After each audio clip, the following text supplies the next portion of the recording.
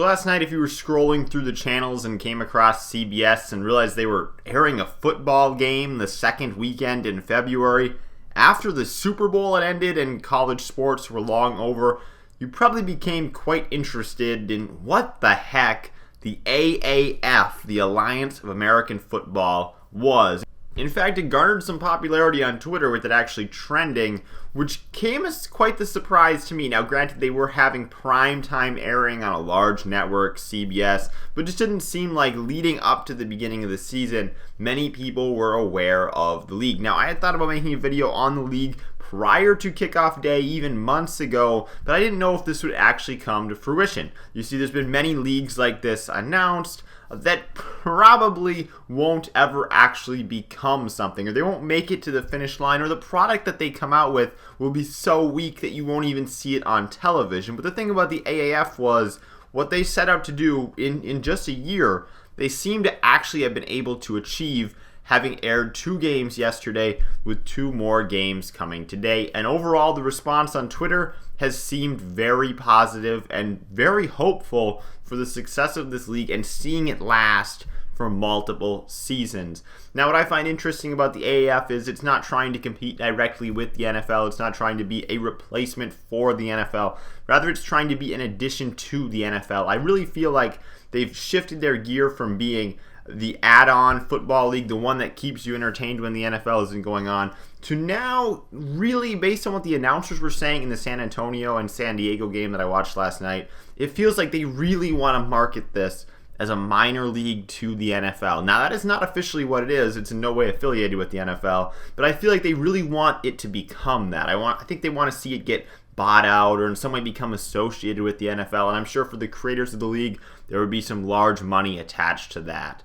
But there were just various things that were mentioned during the broadcast last night that made me feel like this is exactly what they wanted the league to be. An opportunity for players to get recognized and get pulled up into the NFL. Now, everybody in the AAF has signed a 2-year contract. They all make the same amount of money. So there is no, player that is paid more than the others. Now, with that 2-year contract comes the opportunity to leave your contract in the event that you would be recruited by an NFL team. And this was something that really drew the interest, I think, of many high-quality players that were on roster bubbles. And we may see some of the players leave the league at the end of the season and not return for the second season if there would become one, because they would be on an NFL roster. And unlike the XFL before it, while the AAF does have some rule differences between it and the NFL, the rule differences feel meaningful. I'll go over a few of them here. For one, there is no kickoffs. The ball starts at the 25-yard line. The other major rule difference is there is no extra points, which means teams are always going for 2 after the touchdown. The elimination of these basic kicking plays, the kickoff and the point after attempt, makes serious increases, I believe, in the entertainment value the league is able to provide because things move along quicker. And on that note, it's also worth mentioning that the play clock is faster. So in the NFL, you have a 45-second play clock. The clock starts at 40 and begins counting down from there after a 5-second hold by the referees. In the AAF, there's a 10-second hold between 35 and 25 seconds, and then the clock begins running at 25 seconds where the ball can be snapped. Now, this is great because it does speed up the process of the game, makes the offenses move faster, but it also has some negatives that I noticed. I noticed that more often than not, there were delay of game penalties, there were 12 men on the field, in a higher frequency than you would see in an NFL game. Now, of course, it's the first week of them moving at this speed. It's something that they'll probably adjust to over time, but I do think that it does help the overall viewership quality because there is not so much pre-play motion. The last major rule difference is there's a limit of a 5-man blitz. And ironically, this actually didn't make much of a difference in the San Diego game that I was watching. There was like 6 sacks by San Antonio or something bizarre with, again, just a 5-man rush. So they were able to get after it even with the limitation on how many people they could be blitzing. It seemed like maybe not just because of this rule, and maybe this was unique to the game I was watching, that because of the limit of a 5-man blitz, there was more passing plays ran than running plays. I felt like, without doing the math, there was about 75% of the plays were passing plays. So if you're like me and at this point you're thinking, wow, this league sounds pretty cool, it's organized, the quality of the broadcast seems pretty good, you're probably wondering, how the heck can I watch this? Let's get on TV. Well, it's not going to be on CBS every week. Just select games will be on CBS. However, a lot of games will be on CBS Sports, which of course is a premium channel. And if you don't have cable, you probably don't have CBS Sports. Now, there's other channels that'll be on the NFL Network, which again, if you don't have cable, you're not going to have the NFL Network. So you're like, wow, I'm paywalled out of watching this league. I just wanted to start watching it. Now I'm not going to be able to. And that's not the truth.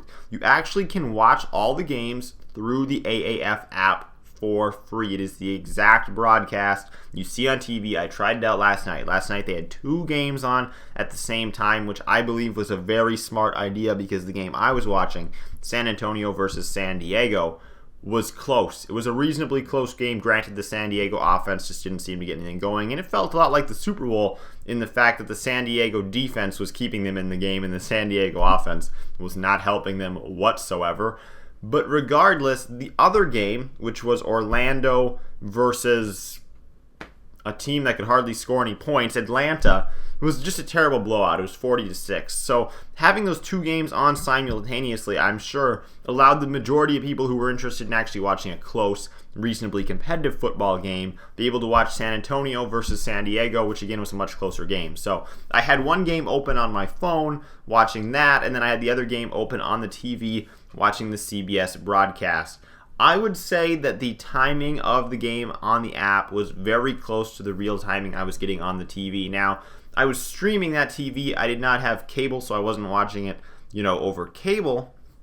So I was watching it through the DirecTV Now app on my Fire Stick. So all the games are available, no strings attached, free of charge. You don't even have to even make an account on the AAF app, and you can stream them on there. So why am I telling you all this? Why am I telling you how I watch them? Well, there is a game built into the AAF app where you can actually predict the next play, predict, if it's going to be a pass or a run, how many yards it's going to go for. Is it going to be a first down? Is it going to be a touchdown? Is it not going to be a first down? You can basically bet on those things, earn XP. Obviously, no money attached, but you can work your way up what I assume is going to be a leaderboard system sooner or later where they'll be able to rank you to see how you stack up against other AAF viewers. And it's just kind of a fun, unique thing that gives you something else to do while you're watching the game. I was not able to really play that game last night, and here's the reason I think why. It seemed like the plays on the phone that I was trying to predict were about one play ahead of the stream that I was watching. Now again, I was watching that through the DirecTV Now app on my Fire Stick, which was streamed at about the same speed that the game would have been streaming on my phone through the app. Now obviously, the app is not designed for you to play the game and stream a game on the phone. It's designed for you to play the game on the phone while streaming the game or watching the game on TV. So I'm hoping that either they can slow down the speed of the app so that I'm not always a play behind what I'm watching on TV, or maybe it's just, again, the streaming service that I was using being a little bit delayed in the way of the broadcast. So if you like football, you're interested in watching a competitive game with a really interesting broadcast perspective, and I will definitely give it that. And I say really interesting because you're actually able to get a very good in-depth look kind of at what happens on the sidelines of a professional football team. You can hear the quarterback and the coach talking in real time during the live broadcast. It's not some sort of mic'd up session that gets put on YouTube 3 days after the game. They're actually playing that live on TV. And I was actually surprised to hear no curse words during our primetime broadcast yesterday be accidentally televised. I fully expected that to happen.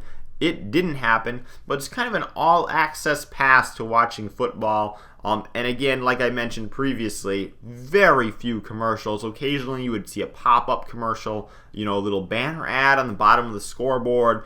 But besides that, I think they took maybe one commercial break a quarter, and I did not watch the halftime show. That's when I got up and got some things done because I didn't have a commercial break to go get anything done in because the game just kept ticking along. And like I said, with that accelerated play clock, at being, a 25-second countdown, things keep moving. It's not a league of, the slow, sloughy play. I think they cut through the broadcast in about 2.5 hours, 2 hours and 20 minutes. I think they had the whole San Diego game broadcasted and done. So it's definitely worth checking out. I would highly recommend you give the AAF a chance. The games are on Saturdays and Sundays. Like I said, you can stream them free on the AAF app, as well as the AAF app having, what TV networks you can watch the games on. I do think that this is going to be pretty high quality football, with the exception of what I saw from the Atlanta team last night, which gave me the feeling that there will be a skill gap. Some teams will be potentially significantly weaker than others, but there's still 9 more weeks even after this to figure this out before the playoffs. So if you have, a streaming thing on your TV like a Fire Stick, it has a built-in web browser. I know the Roku doesn't have a built-in web browser. I would recommend checking out the AAF website on there, because I believe the games are going to be streamed also on their website. So if you can't download the app on the streaming box of your choice, and you can only download the app on your phone, you don't want to watch it on the small screen, you should be able to stream them through the web browser on your TV as well. If you guys have any questions about the league, I can try to answer them from the experience of the 2 games I watched last night, so you can leave them down in the comments section. I'm Bailey, and I will see you in the next video.